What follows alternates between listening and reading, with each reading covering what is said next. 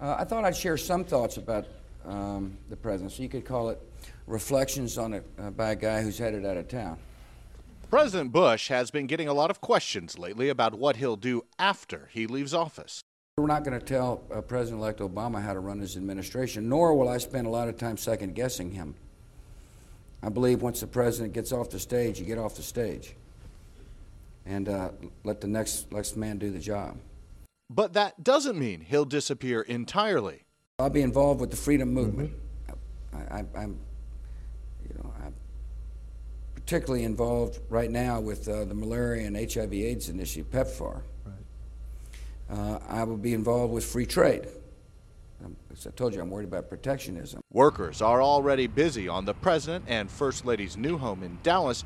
The address has also leaked on the internet and various media reports. That leak, maybe the final of Bush's career, has made this once quiet cul-de-sac somewhat of a tourist trap. Life's never the same after you were president.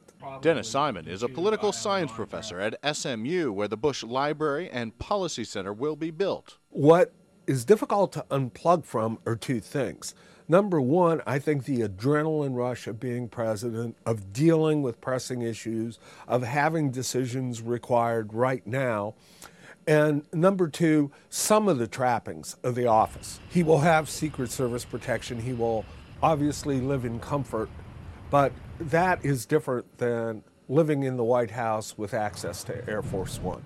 The Secret Service will also make adjustments to the president's protection detail. The threat assessment and the risk are really what dictates the level of resources that the service dedicates to the protection of current presidents or former presidents.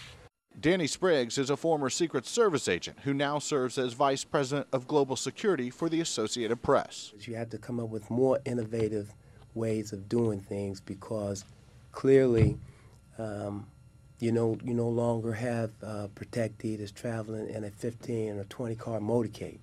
But with all of the changes on the way, one thing will stay constant. The institution of the presidency is more important than the individual. And that really makes our country great. Because presidents will come and go with their strengths and weaknesses, but the ship of state sails on because of the institution being greater than the person. Rich Matthews, The Associated Press, Dallas.